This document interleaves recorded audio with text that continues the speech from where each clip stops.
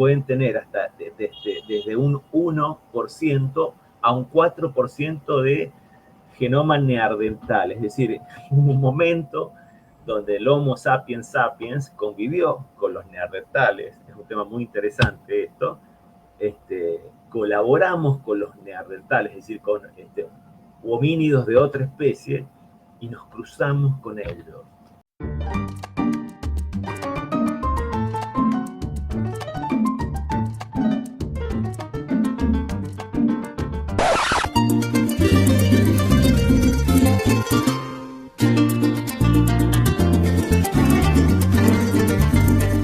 Hola, hola, mis queridas amigas y amigos. Les saluda su querido y adorado Greg Max 33 en un nuevo programa de Entre Mates y Arepas. Yo les vengo prometiendo a ustedes que voy a traer las arepas y siempre termino trayendo café porque nosotros grabamos el programa en las mañanas. Yo no sé si a ustedes les llega el programa en la madrugada, en la noche, en la mediodía, en la tarde, donde sea, pero igual, espero que tengan un buen y un excelente día cuando tengan la oportunidad de verlo.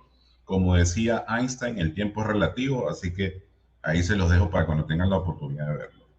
Ya estamos en un quinto programa, estamos cerrando nuestro primer mes, hoy el día miércoles 29 de enero, y vamos a hablar como siempre de temas que nadie quiere tocar y lo hacemos desde un punto de vista, como siempre, lo más aterrizado posible en el lenguaje natural más comprensible posible, pero dándole ese matiz y esa perspectiva y esa expectativa basada en el caso particular de lo que yo he vivido, y obviamente también mi querido Armando, mi colega y mi compañero, al cual voy a invitar a que ya se nos una en este programa. Armando.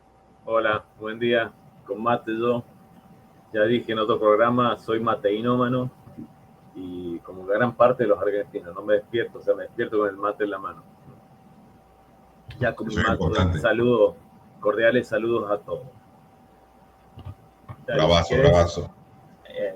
nada, empezamos, cuando vos quieras. Claro, el tema del día de hoy va a ser un tema, como les dije, que muchos están tocando, pero hay que tocarlo desde el punto de vista correcto. O sea, y hay que hacer un análisis lo más objetivo posible para no irse por las ramas y hablar de cosas que no se tienen que hablar, que es de la xenofobia. Y esa xenofobia que a mí me ha estado tocando recientemente porque, vamos, yo como todos sabrán, no me encuentro en mi país natal desde hace 7 años.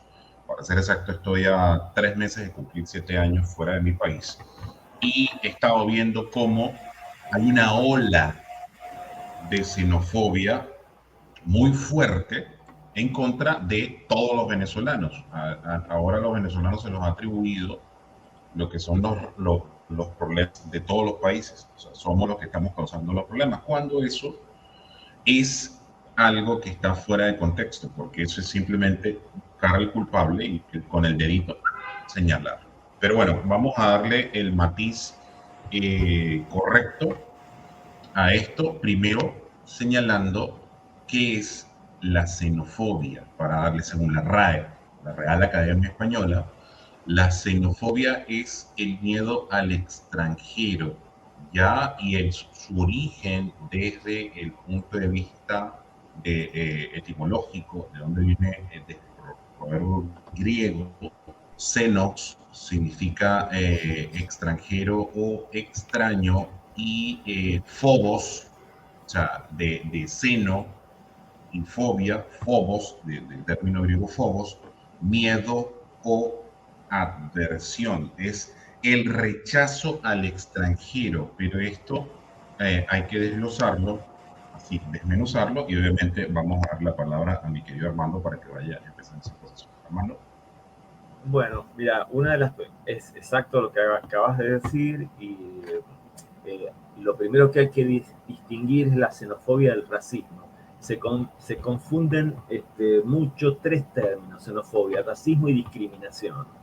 Entonces, el primer distingo que vamos a hacer es la xenofobia, que es el miedo al extranjero, con esa etimología griega que vos decís, del racismo, que es el rechazo al otro basado exclusivamente en la raza o el color de la piel, independientemente del origen nacional. pero debemos decir de que el racismo suele utilizar argumentos xenófobos para describir a grupos minoritarios como una amenaza social. Pensemos en un ejemplo paradigmático, el Ku Klux Klan en Estados Unidos. Pero se lo describe al otro como una amenaza, como una amenaza que estuvieran invadiendo el propio espacio, y ven en ese otro, de otra raza, de otro color o de otra filosofía, alguien que debe ser controlado o eliminado para mantener el propio status quo. Es decir, perciben al otro como una plaga que está invadiendo el propio entorno. La xenofobia tiende a reducir a ese otro que rechaza, no lo comprende ni lo acepta, lo estereotipa y le teme. Y este miedo al discriminado depende de esa estereotipación que hace la xenofobia. Es es condición necesaria, pero no suficiente, la estereotipación del otro para temerlo y para rechazarlo. Por ejemplo, si sos un musulmán, seguro que sos terrorista. Si sos colombiano o mexicano, seguro que sos narco. Para el xenófobo, el ser de una persona depende de su pertenencia, no de los intereses de la persona, de su psicología, de su personalidad o inclusive de sus decisiones personales.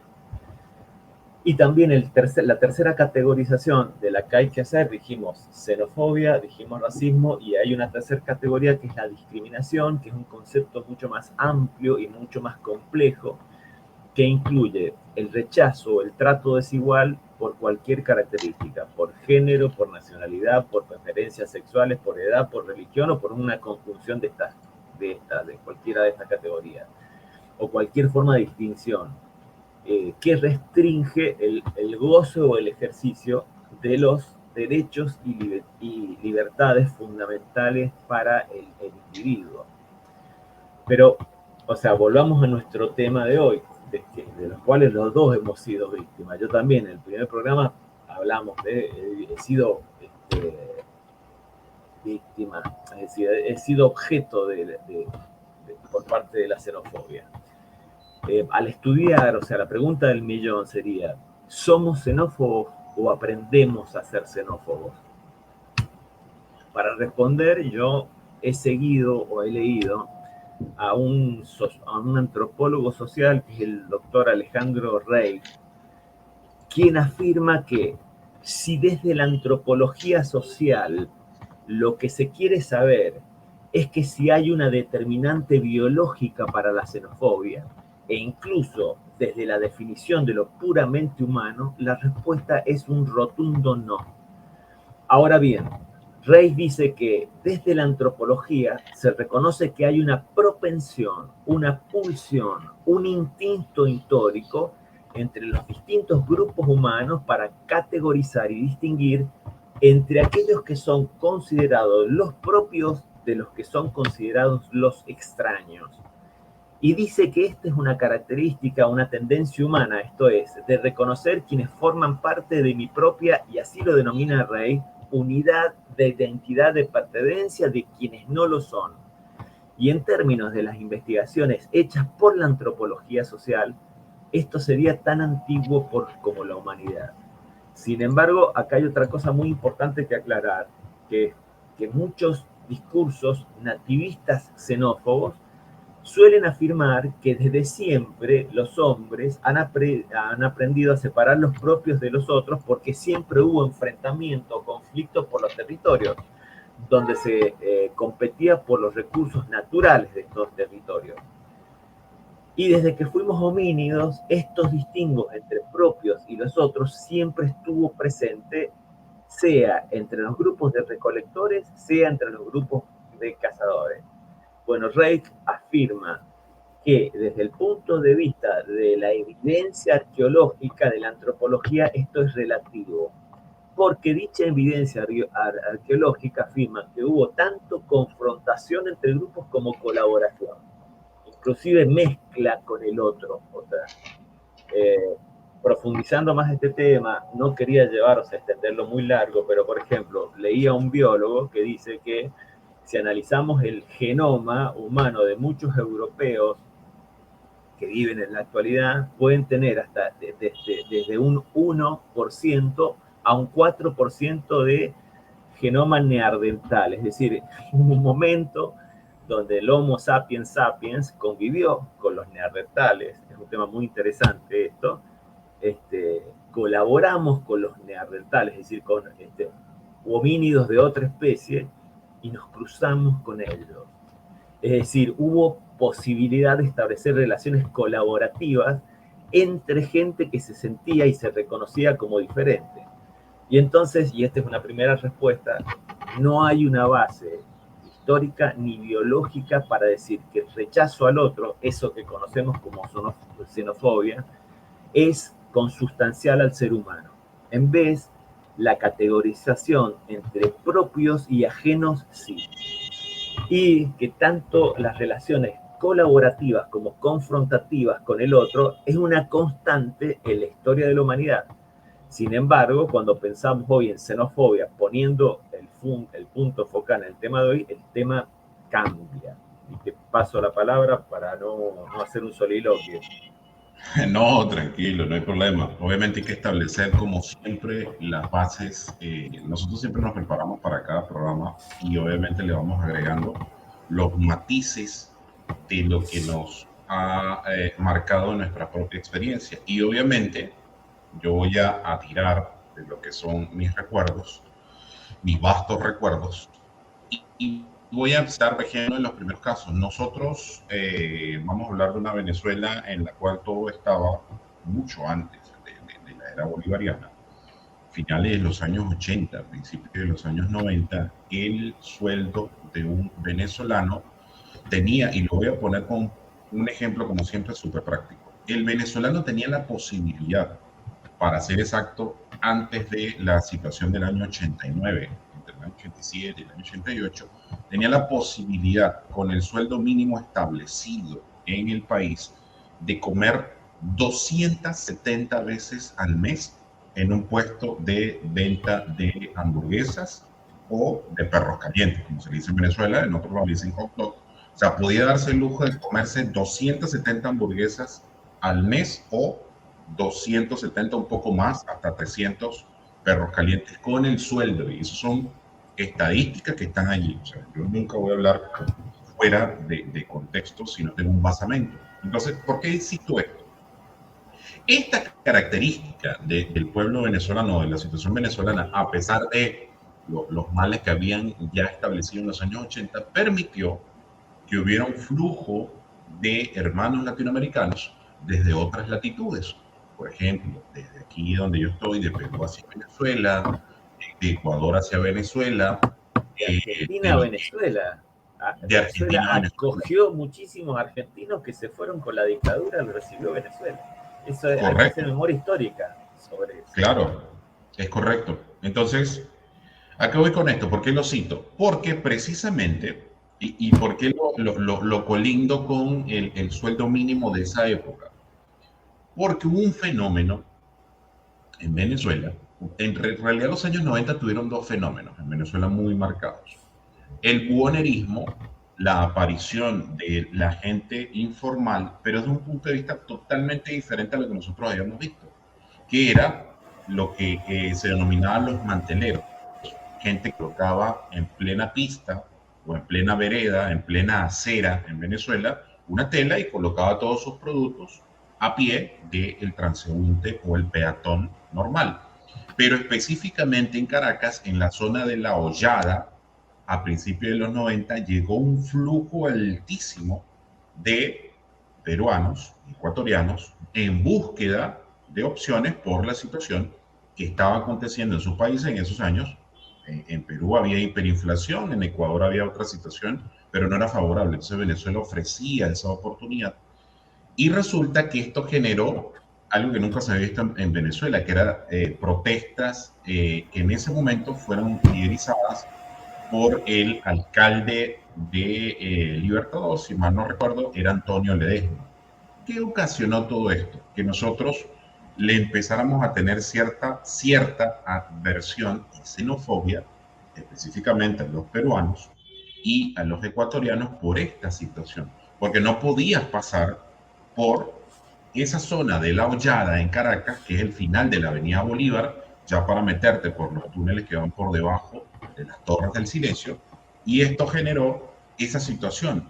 Y entonces ya tú asociabas a que no, un peruano, fíjate el sitio de la situación, un peruano y un ecuatoriano en Venezuela es igual a un buhonero, a una persona que vende informalidad, pero tú no analizabas el contexto de fondo del por qué pasaba eso, porque obviamente les costó mucho entrar al mercado formal y porque la cultura del país, y eso está a nivel estadístico aquí en el Perú ahorita donde yo vivo, 2025, ya 30 años después del caso que yo estoy citando, es un país que tiene una altísima tasa de informalidad, o sea, que tiene el empleo formal ronda el 30%, o sea, empresas construidas, y el empleo informal ronda el 70%.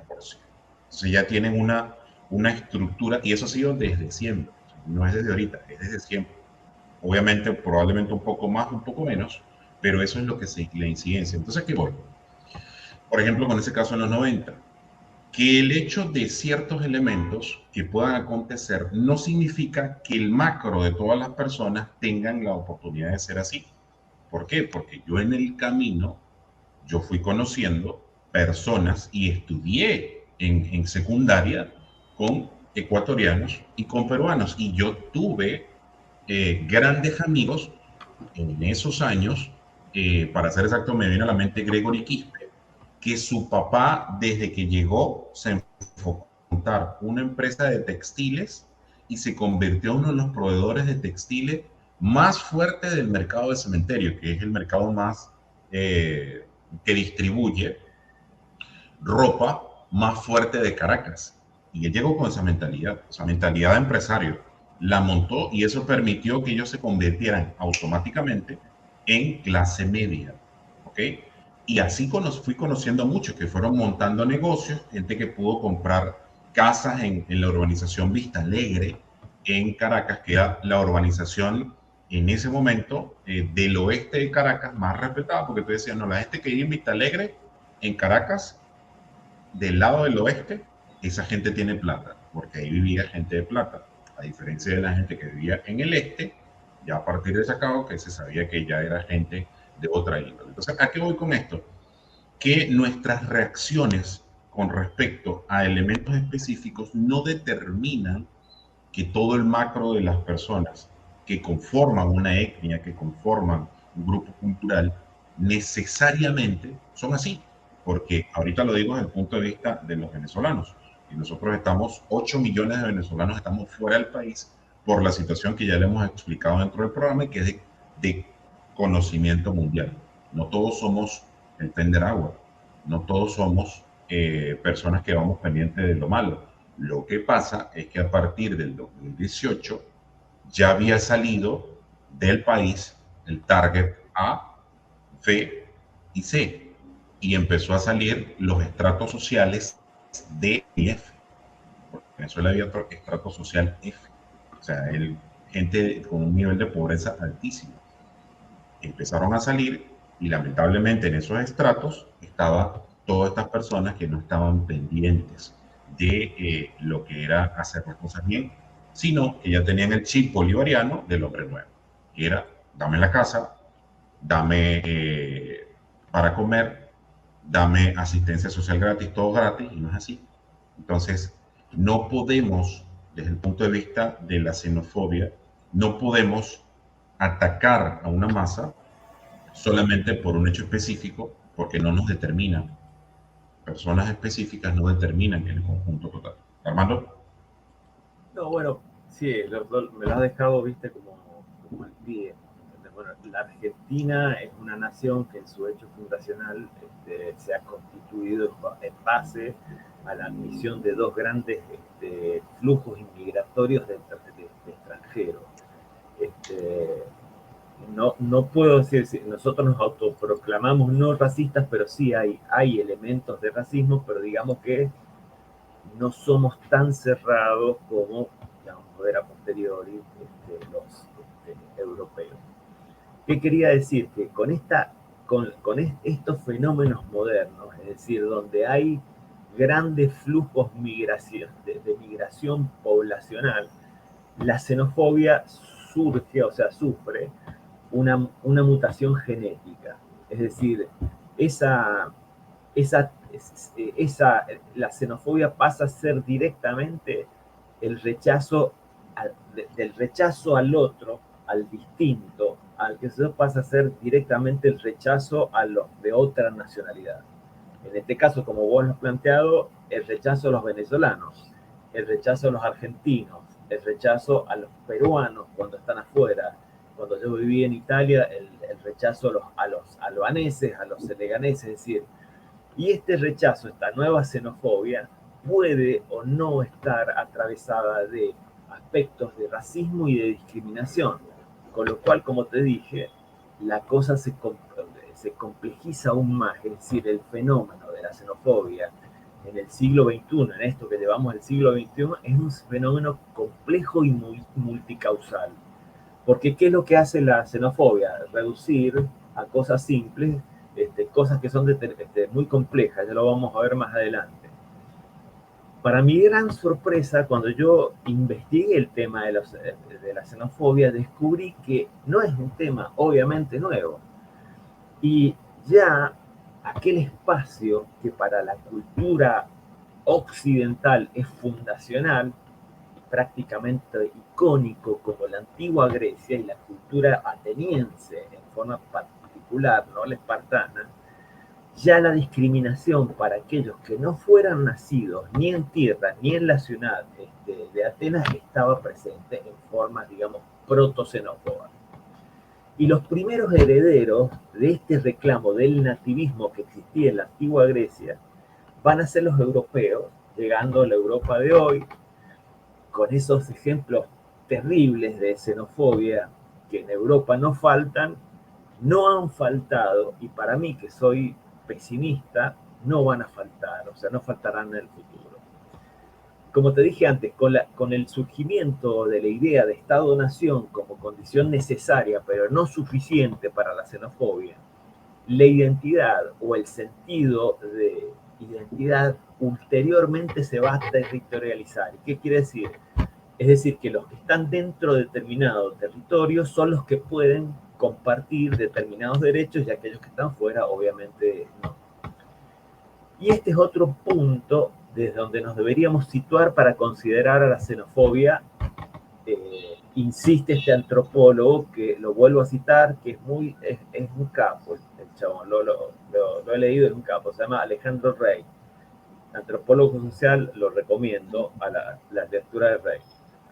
Es decir, nos deberíamos situar en el punto del reconocimiento que la diferencia humana y la capacidad de los seres humanos para generar una integración productiva y fluida, no voy a decir armónica porque me suena muy parroquial el término, esta diferencia debería ser enriquecedora, es decir, debería ser una diferencia que permita producir más vida, más intercambios sociales, económicos, productivos y culturales, como los que acabas de decir vos en el ejemplo que citaste, ¿no? Con el fenómeno venezolano.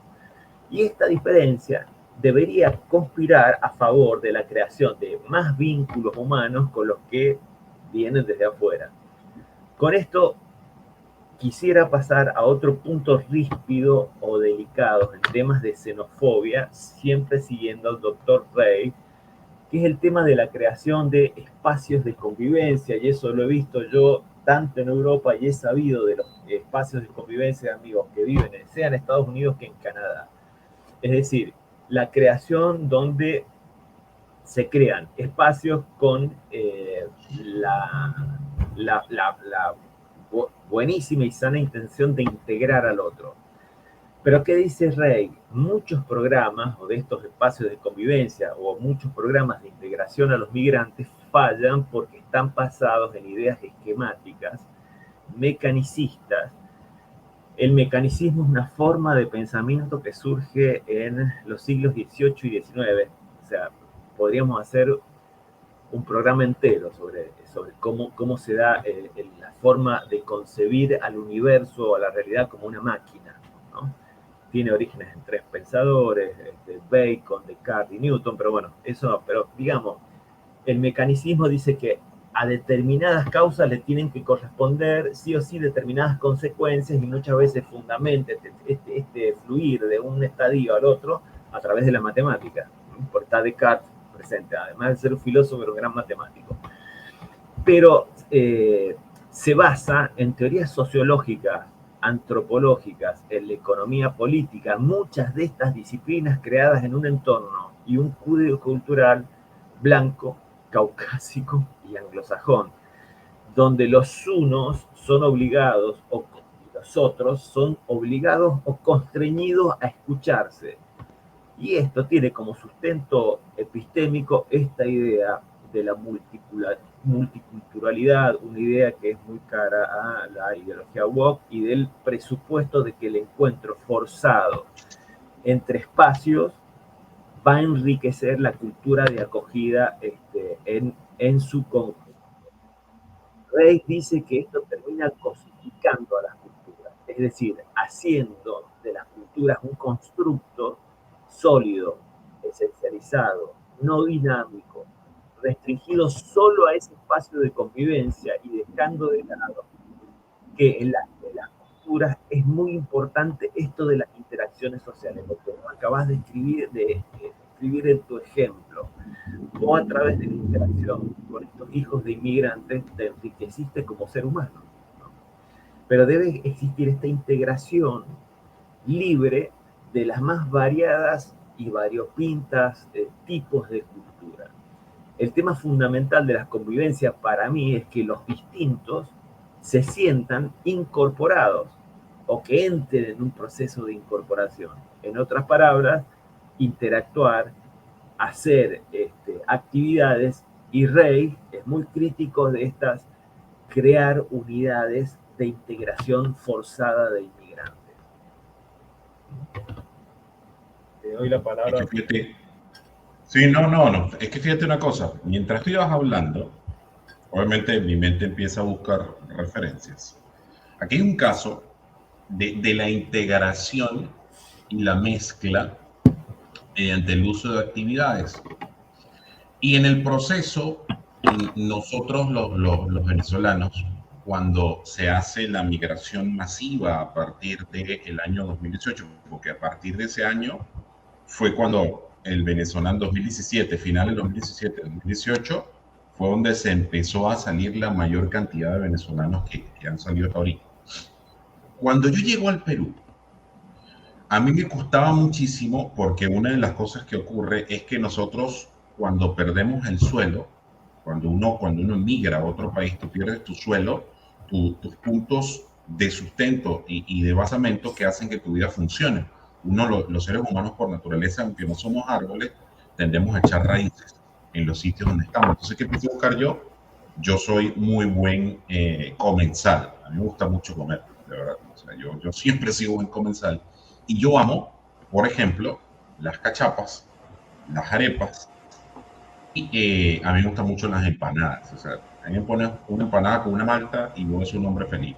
O una cachapa con queso en mano y voy a ser un hombre feliz, porque me encanta. O sea, me puedo comer 10 cachapas en un día, no pasa nada. ¿A qué voy con esto? Que en ese momento yo no encontraba nada de eso aquí, en Perú. Y resulta que a partir de pasando los años, eso fue un proceso de integración que fue pasando.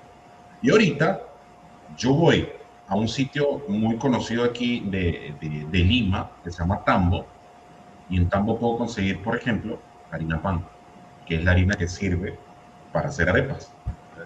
Voy a un mercado popular y puedo conseguir sitios de abarrotes, espacitos de abarrote, atendidos por peruanos, que hay comida venezolana, hay productos venezolanos que ya han integrado. Es más, en mi familia, actualmente yo tengo una pareja que es peruana, todos son peruanos en la casa, sus hijos también, y resulta que acontece que son fanáticos de las arepas a rabiar. Yo hago empanadas y son fanáticos a rabiar de esto. Pero, ¿por qué cito la comida? Porque resulta que hay un caso muy específico, ahorita no me recuerdo el nombre de la persona, que se llama Humberto, un empresario peruano que fundó en 2020, con la situación de la pandemia, se vio en la necesidad de fundar y de reinventarse, como hicimos todos en ese año, y crea una empresa que se llama Ubutra Food. Pero lo extraordinario de Ubutra Food es que no hace comida y no hace productos peruanos, sino que hace productos netamente venezolanos en Lima, a tal grado de que sus productos han superado a los mismos productos manufacturados que vienen desde Venezuela o que vienen desde Colombia aquí al Perú, que son los, por ejemplo, la harina pan, que es el icónico de nosotros. La harina de Ubutra Foods es mucho mejor. Y él agradece, él es un empresario que agradece la fuerza laboral de Ubutra Foods es 90% venezolanos, 80-90% venezolanos. El resto es peruano. Y él dice que gracias a esa interacción de los venezolanos en el Perú, él pudo reinventarse en pandemia y crear una empresa exitosa, una empresa que es una de las más reconocidas en Lima y que se está expandiendo a todo el Perú. Entonces, en esos procesos de desarrollo de actividad, eso no se desarrolló porque una ONG estableció que se tiene que crear una empresa para que esta persona, no, y recibió financiamiento del Estado para que creara, no, él lo creó porque vio una oportunidad en el proceso de recibir a una serie de personas que no son nativos de otras latitudes, que tienen otra idiosincrasia, y le atinó y se convirtió en un caso de éxito. Armando. No, te quería decir que, o sea, mientras decías de cuando uno emigra, he sido migrante también, no forzado como vos, yo fui un emigrante en busca de mis raíces, vos sabés, lo conté en el primer programa. Me acuerdo haber estado en Italia y en San Juan, de donde yo soy originario, tiene unos otoños muy bonitos y se llenan las calles de hojas. Entonces, mi vieja, mi madre, batía las hojas y las quemaba. Entonces, el olor a hojas quemadas para mí tenía un significado muy particular. Y en San Juan había muchas hormigas. La hormiga era no sé, un insecto muy presente en la cotidianidad, ¿viste? De las hormigas negras, las hormigas rojas, y qué sé yo. Me acuerdo que cuando estuve en Roma no se queman hojas, o sea, hay ordenanzas municipales que lo prohíben y hay pocas hormigas. Me acuerdo que una vez iba pasando, tenía poco tiempo de llegado y sentí perfume a hojas quemadas, me conectó, o sea, emocionalmente con mi vieja, y trabajando de ayudante de albañil en una obra vi hormigas y también se me corrieron las lágrimas porque me conectó con San Juan. Nadie sabe lo brutal que es tener que irse si uno no lo vive. Si no lo vive. Sigo con las consideraciones académicas, siempre siguiendo a este antropólogo Rey. Dice que otro punto muy importante, señaló Rey, y muy común es pensar que la xenofobia es una reacción irracional del rechazo al diferente. Pero si queremos comprender si queremos desmantelar, enfrentar a la xenofobia, hay que reconocer que en la xenofobia hay un tanto de emoción como de racionalidad. Es decir, existe un discurso más o menos científico, más o menos racional, armado y sostenido desde distintos espacios locales y de poder que explican y justifican por qué tenemos que tener miedo al que viene desde afuera. Es decir, existe una suerte de epistemología del odio que sirve a su vez de sesgo cognitivo de autoconfirmación. Esto es, entre los migrantes seguramente que hay problemas, porque en cualquier interacción entre seres humanos va a haber problemas, y todo ese marco teórico construido previamente tiene las respuestas y las justificaciones que yo quiero escuchar para consolidar y reforzar aún más mi parte xenófoba. De esto, por ejemplo, podemos dar un ejemplo de lo que fue toda esa epistemología del odio del partido nazi. Ahora, siempre nos hemos preguntado, ¿no? ¿Quién paga y a quién le conviene? Bueno, ¿a quién le conviene la xenofobia? ¿A quién le conviene que exista la xenofobia como fenómeno. Bueno, por un lado, la xenofobia ha sido, y el ejemplo de los nazis no fue casual, ha sido utilizada por sectores de la derecha y de la extrema derecha en Estados Unidos y Europa como herramienta política funcional para movilizar el apoyo y consolidar agendas políticas. Segundo, el uso de la inmigración la xenofobia ha hecho del uso de la inmigración como un chivo expiatorio, es decir, se le atribuyen problemas económicos como el desempleo o los bajos salarios a la inmigración, argumentando que los inmigrantes roban trabajos o saturan los servicios públicos, y esto suele desviar la atención de otros problemas más estructurales como las desigualdades económicas o la desregulación extrema del mercado laboral cuando no hay leyes marcos de contención y de regulación de las condiciones de trabajo. También la extrema derecha utiliza el temor al cambio demográfico para sugerir que la identidad cultural de la sociedad de acogida está en peligro debido a la creciente diversidad. Conceptos como la gran sustitución, que es una teoría conspirativa que sugiere que la población blanca será desplazada por inmigrantes no blancos, se han popularizado entre los sectores de extrema derecha. Incluso hay, para los que quieren ahondar en teorías conspirativas, hay una de el Plan Kalergi, se llama así, el Plan Kalergi. También la derecha, la xenofobia le es funcional a la derecha para la construcción de un enemigo externo. Yo te he dicho, viste, como desde el marketing político, si vos estás en una campaña y no tenés un enemigo claro, vos tenés que construirte un enemigo. Estás como obligado a construirte un enemigo. Son las reglas del juego.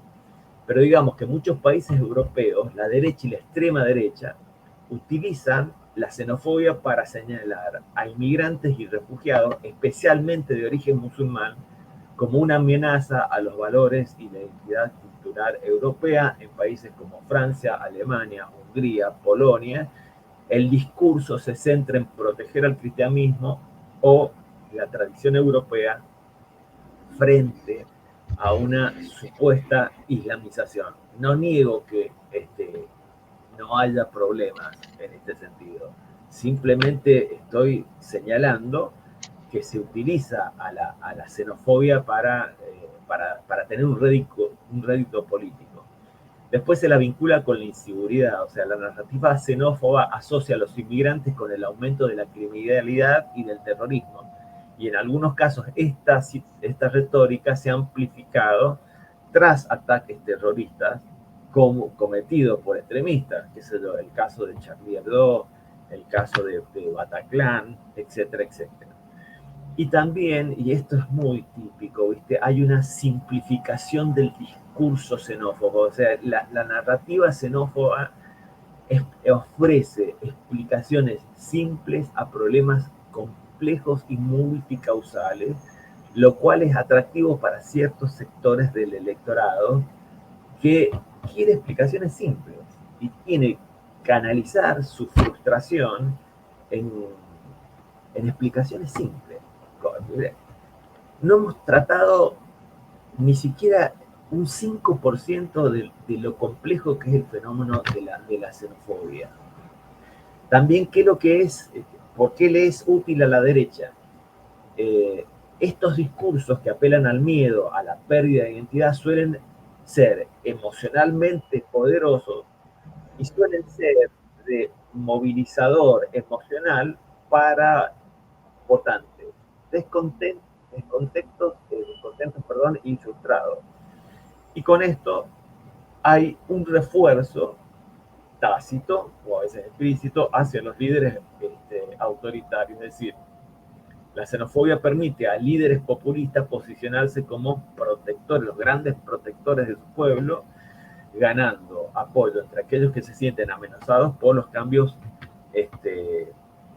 demográficos y culturales. En el caso de, no sé, Orbán en Hungría, líderes polacos, y que son simplemente, estoy señalando, digamos, estoy tratando de describir el mapa de funcionalidad del discurso xenófobo a la derecha. Después vamos a ver a la izquierda. Fíjate una cosa, obviamente mientras vas hablando, y en el caso particular hay dos puntos específicos, lo que es este último, el refuerzo de los liderazgos autoritarios. Y obviamente nosotros, los venezolanos en este siglo XXI, hemos sido víctimas de liderazgo autoritario desde dos vertientes, Hugo Chávez y Nicolás Maduro. Y lo que me vino a la mente fue cuando Hugo Chávez llega al poder en el año 98, su discurso, como no tenía, o sea, en ese momento era muy parco, o sea, no se iba en contra de, empezó a hablar del imperialismo yanqui, pero muy suave. Pero a partir del 2004, el discurso era en contra de los escuálidos, o sea, la oposición. Y le acuñó ese término y generó internamente una división que nunca había existido en Venezuela, porque en Venezuela, a pesar de casos... Eso me pone loco, Greg. O sea, después lo vamos a tratar en la izquierda. O sea, el pueblo es el que piensa como ellos, el resto es el no pueblo. Los argentinos son los que piensan como yo y el resto son no argentinos. ¿Entendés? Eso me pone loco, porque no es un discurso racional. Está hecho adrede para generar división. ¿Entendés? Claro. Dale, seguir. Perdona que te interrumpí. No, tranquilo. Como siempre son buenos los insertos.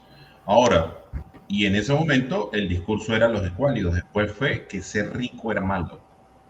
Y después salió el mismo ministro de Economía, muchos años después, el más fuerte de Hugo Chávez, que fue Jorge Giordani, diciendo que nosotros no podíamos convertir discurso, palabras textuales de Jorge Giordani, para que no se le olvide a Giordani, que cree que el tiempo hace que las cosas se olviden, porque Giordani todavía existe, que si nosotros convertíamos a los pobres en clase media, ellos iban a olvidar. Entonces tenían que mantener el discurso. Está en YouTube, ¿sí? Está en YouTube. Por eso te digo, o sea, ellos decían eso, y él mantenía eso, Giordani. Eso es un saludo para Giordani, para que se refresque la memoria, porque ellos hacen los locos ahorita. Toda la gente que fue ministra de Chávez dice que no, nosotros no dijimos eso. Ahí está el registro audiovisual. Pero ¿a qué voy con el término? Ellos utilizaban ese término específico para mover su electorado. Ser rico es malo, ser pobre es tener dignidad, es ser patriota, es ser nacionalista, y eso dividió internamente al país. Entonces, eso es una de las cosas que quería citar. Y la otra es precisamente la situación que viene aconteciendo ahorita en el país, específicamente desde el año pasado, cuando, y lo digo desde el punto de vista correcto y asumo la responsabilidad de las palabras, y esto lo digo por mí, por mi persona. Discurso de la presidenta Dina Boluarte permitió que todos nosotros en el 2023, para ser exacto, tuvimos una situación migratoria porque en pandemia hubo una ambivalencia y se generaron multas, y a nosotros nos permitieron, gracias a la presidenta Dina Boluarte, ponernos al día en el 2023 y sanear las deudas que teníamos. Pero el discurso del 2023 cambió en el 2024 porque la presidenta Dina Boluarte se vio involucrada en muchas situaciones de corrupción, y resulta que ahora, como se le disparó y no le prestaron atención a la inseguridad que hay ahorita en el país, en el Perú, la culpa de la inseguridad es de los venezolanos. Los venezolanos son los causantes de la inseguridad en el país. El sicariato es culpa de los venezolanos. El narcotráfico es culpa de los venezolanos. Toda la situación del país es gracias a los venezolanos. Cuando tú haces un análisis racional, lógico, porque este es un país serio que tiene estadísticas. Hay un Instituto Nacional de Estadística que hace los estudios, y una de las cosas que han determinado es que gracias al millón de venezolanos que hay aquí, el sector inmobiliario no se ha resquebrajado, porque la gran tasa de arrendamiento que hay ahorita, más que todo en Lima, es gracias a los venezolanos. ¿Por qué? Porque desde que llegó el presidente Castillo, desde que llegó la izquierda a gobernar en el Perú, la migración de peruanos y hacia Europa aumentó. Y lo que hizo que el sistema, el mercado, no se desplomara por esa vacante de fuerza laboral fue la fuerza laboral venezolana que está aquí pagando impuestos, pues cada vez que compra una botellita de agua, cada vez que va al mercado a pagar y recibe boleta fiscal, está pagando impuestos. Cada vez que alquila un sitio para vivir, está permitiendo que esa persona reciba dinero, el arrendador, y además de eso aquí hay un impuesto por derecho de arrendamiento que se paga al mes. Sigue pagando impuestos. El venezolano cuando tiene que hacer un trámite en migraciones, cuando tiene que hacer un trámite en cualquier sitio, tiene que pagar el derecho a ese trámite. Y ese derecho a ese trámite es un pago, porque ese no va a ningún privado, eso va a la institución del Estado que requiere. Entonces, los venezolanos mueven millones de soles al mes. Entonces, asignarle el hecho de una ineficacia, porque es la verdad, eso es ineficacia e ineptitud por parte de la presidencia de Dina Boluarte hacia la situación migratoria, hacia la situación de inseguridad específicamente, por no atenderla, por estar pendiente de otra agenda y decir que somos los venezolanos los culpables, es una irresponsabilidad muy grande, porque voy a citar un caso. Yo viví en Trujillo, en una ciudad del norte del Perú, entre el año 2018 y el año 2020, 2 años, y antes Trujillo era conocido por ser un sitio donde estaban extorsionadores telefónicos. Y precisamente esos procesos de extorsión, hubo un momento en el cual no se pudo vivir en Trujillo porque la situación era tan compleja, y estamos hablando hasta 10 años atrás de esta situación, 2018 cuando yo viví, 2009, 2010, 2011, porque el nivel de extorsión era altísimo. En ese momento no había migración venezolana. Entonces uno tiene, y cuando tú dijiste el vínculo a la situación delictiva, ahí está el caso específico para que lo puedan entender de mejor forma. Armando. Mira, dos cosas, o sea, yo lo dije en el primer programa que grabamos, una de las primeras cosas que me cansaron a mí en Italia, que yo caía en la categoría de extracomunitario. Esa es una palabra que a mí el día de hoy la siento, ¿viste? Y me crispa los nervios. O sea, vos sos extracomunitario, era el mantra. Al final, viste, borré cualquier traza de acento de mi italiano que pudiera hacerme distinguir. Al final me preguntaban de qué región sos, ¿me entendés? Porque mi acento era extraño, estaba contaminado por herencia familiar, etcétera, etcétera. Una cosa es esa. Y otra cosa, si yo tuviera que ser asesor de campaña, acuérdate que no sé, uno de mis expertise es el marketing político. Cuando te hacen tamaña afirmación, por ejemplo, en un debate o en un programa político, lo primero que tenés que decir es, dame tus números, dame tus fuentes, o sea, ¿en qué te fundamentás estadísticamente para hacer tamaña aseveración? Vos lo acabas de decir, la fuente estadística implica tal y tal cosa. Bueno, haces eso, y la culpa de la delincuencia es de los venezolanos, del aumento de dame tus números, ¿cuáles son tus fuentes estadísticas ciertas que me demuestren con números, con datos duros, la barbaridad que estás diciendo? Bueno, seguimos sobre este tema de la xenofobia. ¿Cómo le es funcional a la izquierda la xenofobia? Bueno, la izquierda a menudo, frecuentemente, se propone como el bloque que defiende los derechos humanos, la inclusión y la solidaridad, y esto es históricamente cierto. Entonces, la xenofobia les permite consolidar su identidad como protectores de los vulnerables. ¿Cuál es el beneficio que obtiene la izquierda de esto? Es, al enfrentarse a un enemigo claro, un enemigo definido, la xenofobia y los movimientos nacionalistas o la extrema derecha, la izquierda refuerza su legitimidad moral y política ante su base de apoyo de lo que conforma la opinión pública. Se posicionan entonces como defensores de los derechos humanos y suelen serlo, y lo son. La inclusión y movilizando a toda la masa de votantes progresistas justamente por eso. La xenofobia también le permite a la izquierda mantener su narrativa de lucha contra las desigualdades globales, presentándose como la voz de los marginados. Pero también tenemos que decir que hay mucha generación de proyectos y de empleo, o sea, las sucesivas y frecuentes crisis migratorias y los conflictos relacionados con la xenofobia justifican muchas veces la creación y mantenimiento de ONG y fundaciones que emplean a miles de personas en roles de logística, comunicación y de activismo. Muchas ONG generan proyectos humanitarios financiados por gobiernos, por organismos internacionales o por filántropos, lo que aseguran recursos y empleo para quienes trabajan en estas ONG.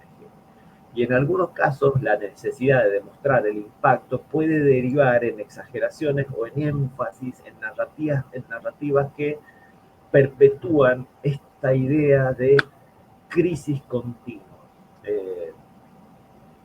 También se beneficia la izquierda con el apoyo de organismos internacionales. Lo hemos dicho, o sea, para mí la xenofobia es un acto horrendo, ¿eh? Pero organismos internacionales como la ONU o la Unión Europea suelen apoyar políticas inclusivas y colaboran con estas ONG que trabajan en migración y en derechos humanos. El beneficio de esto es que la izquierda y estas organizaciones pueden recibir apoyo financiero y político para implementar sus agendas. Otro beneficio que obtiene la izquierda es que la denuncia de la xenofobia refuerza su posición en el escenario global como actores comprometidos con la justicia social y los derechos humanos. Y aquí hay un inserto obligatorio que hemos hablado, estuvimos hablando antes de empezar el programa, el ONGismo. O sea, el problema, el fenómeno de las ONG, y que es un fenómeno complejo, multicausal, variado, donde muchas veces se presenta una máscara de humanitaria a otro tipo de fenomenología que subyace, pero eso lo vamos a tratar, yo diría, en otro programa, porque amerita que sea tratado en otro programa. Pero para ir finalizando, para ir cerrando, la xenofobia no es un fenómeno espontáneo, sino un recurso explotado por distintos actores políticos para tener beneficios justamente electorales, económicos o ideológicos. Desde los líderes populistas hasta corporaciones, pasando por grupos nacionalistas y medios de comunicación, muchos tienen algo que ganar fomentando el miedo o el rechazo a los extranjeros. Sin embargo, entender quién se beneficia de la xenofobia es el primer paso que hay que dar para contrarrestarla. La educación, el diálogo intercultural, la transparencia de las fuentes y del financiamiento de las campañas, la narrativa son herramientas clave para demostrar que de estas estrategias y avanzar hacia una sociedad más inclusiva, más equitativa y por sobre todo menos xenófoba.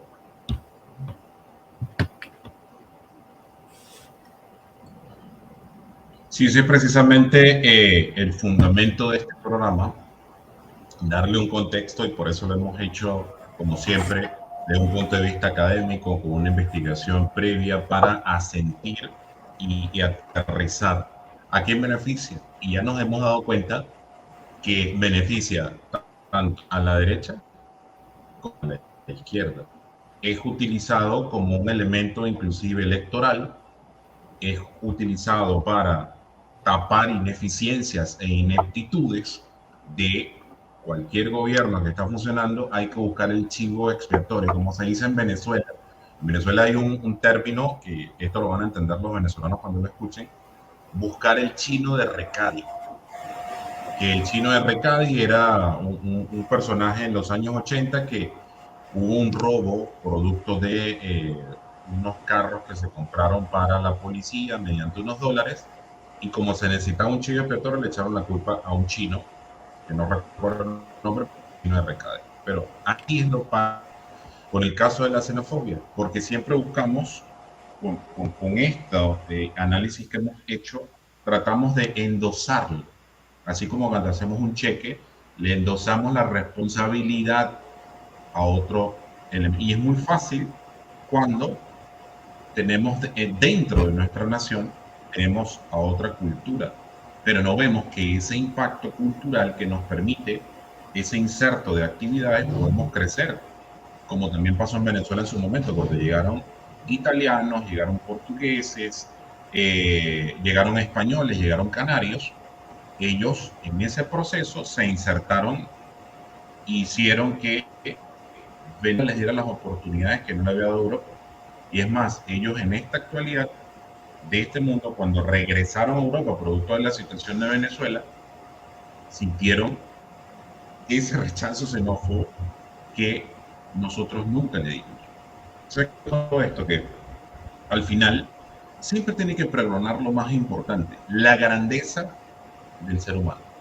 Y la grandeza del ser humano no se define por solamente lo que representa nuestras creencias, lo que representa nuestro fenotipo físico. Esto físico, nuestro cuerpo simplemente, como decía mi maestro, es un traje que nosotros nos ponemos para venir a este mundo, para tener la oportunidad de experimentarlo, para tener la oportunidad de poder caminarlo, así como un astronauta se tiene que poner un traje para ir al espacio, así como un submarinista se tiene que poner un traje para ir para debajo del agua, nosotros los seres humanos nos ponemos este traje para poder experimentar lo que es vivir en el planeta, pero no nos define y tampoco nos define los pensamientos que nos acompañan, no nos definen las creencias que tenemos y no nos definen los metaprogramas que son producto de las experiencias previas que tenemos.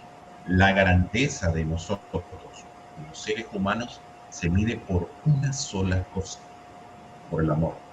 Por cuánto amor das y por cuánto amor eres capaz de recibir. Porque es en los dos lados. No solamente es lo que le das a la vida para que te la retorne, sino lo que tú eres capaz de merecer. ¿Ok? Porque te has perdonado a sí mismo y has hecho la chamba. Y me puse un poco filosófico porque hay que hacerlo así. Hay que ponerse por encima del tema de la xenofobia y decir, oye, al final todos somos hermanos. Que sí, como en toda familia, y lo digo porque mi familia ha sido muy grande. Yo vengo de una familia de 7 hermanos. Y todos los Yo vengo, hermanos, yo vengo de una familia disfuncional, altamente disfuncional. por eso te digo, o sea, y cada uno era un universo diferente. Pero Claro, yo digo que lo extraordinario de que yo haya nacido en una familia de 7 hermanos es que mi hermano mayor, fenomenalmente, es de piel oscura, es negro, afrodescendiente, como quieras definirlo, ¿ya? Y yo soy totalmente blanco, pelón, él tiene cabello todavía de pelón. Y entre nosotros hay una mezcla. Probablemente eso me permite a mí tener la oportunidad de tener un espectro más amplio a la hora de darme cuenta de que los seres humanos no se definen por tu fenotipo físico y biológico, o sea, por lo que tu cuerpo representa. No, se definen por elementos más grandes. Entonces, hay que trascender la xenofobia para darnos cuenta, en el caso particular latinoamericano, que todos los países latinoamericanos tienen complejidades políticas, sociales y económicas diferentes, ¿ok? Tienen elementos geográficos diferentes producto de la región específica en la cual están, pero al final tenemos un punto en común. Todos somos hermanos latinoamericanos. En eso concluyo yo. Mi querido hermano, hay, hay algo, bueno, que vos dijiste, me acuerdo de un sacerdote católico en San Juan, o sea, que yo conocí, que fue muy cercano a él, que era el padre Juan Fansolar, de origen italiano, hijo de italiano. Me acuerdo una vez que me fui con una ristra de preguntas muy, de orden muy filosófico, muy, hace ya 40 años, ¿no? Y me dice, yo te voy a contestar una por una las preguntas, si no te das problema, ¿no? Pero no te olvides de una cosa, cualquiera sea la pregunta, la respuesta es siempre amor. Eso me quedó, es como si lo estuviera viendo y me quedó para siempre. Yo también termino con eso. eso es correcto. Es que al final lo que mueve, nos mueve, lo que pega al universo, lo que le da sentido al universo y lo que le da propósito, esto lo leí en estos días, es cuánto amor has podido experimentar en la vida, cuánto has podido recibir y cuánto has podido dar. Desde el gato que tienes, el perrito que puedas tener, hasta todas las personas que están a tu alrededor, sean familiares consanguíneos o sean familiares que tú elegiste de vida para poder seguir adelante. Así como Armando y yo somos hermanos kármicos y nos hemos reencontrado para seguir adelante, y incluso este proyecto y otros proyectos que vengan, de manera tenemos que dar. Así que concluimos este tema y este programa diciendo que, señores, todo se trata de amor, es por amor y única y exclusivamente por amor. Nada más. Lo contrario es simplemente desperdiciar tiempo, energía y simplemente desperdiciar vida. De eso se trata. Quiero aprovechar a hacer un inserto para tener la oportunidad de cerrar el programa aprovechando, y el hecho de agradecerles a todos ustedes por el crecimiento, la receptividad, los comentarios, los likes y el compartir el programa, porque estamos creciendo, importante, tanto en TikTok como en YouTube. En TikTok estamos compartiendo los programas de manera diseccionada, lo que nos permite que todos los días se está estipulando, por ejemplo, este programa cuando sale, van saliendo las partes que correspondan importantes y así vamos a ir compartiendo todos los días. Le agradecemos que nos sigan, que le sigan dando like, porque eso nos lleva a nosotros a seguir creciendo, a seguir investigando y a seguir dando nuestro tiempo y, como escuché en estos días, siendo contratados por ustedes, los espectadores, para ser el canal que permita que reciban esta información que no están recibiendo de otros sitios. De eso se trata cuando uno se da tiempo en redes sociales para compartir. Y en YouTube estamos todos los miércoles, sale el programa nuevo, sale a las 11 de la noche, hora del Perú. Igual en las descripciones siempre van a estar lo que son los horarios del resto de América Latina, donde estamos saliendo, y de Iberoamérica, porque hay gente de España que nos está viendo. Y pues nada, invitarlo a que le sigan dando like, sigan comentando, sigan las personas que ven el programa, suscríbanse para que podamos seguir creciendo, que entre más crezcamos va a ser un ejemplo para nosotros poder seguir. No sé si quieres agregar respecto a eso algo, Armando, si no, ya cerramos. No, está todo bien, está todo más perfecto. Entonces, señores, como siempre digo yo, para cerrar el programa, que Dios me los bendiga, que el universo me los llene de amor. Namaste. Mi alma saluda a tu alma. Nos vemos ya en febrero, porque viene febrero ya. Namaste. Cuídense mucho. Chao, chao.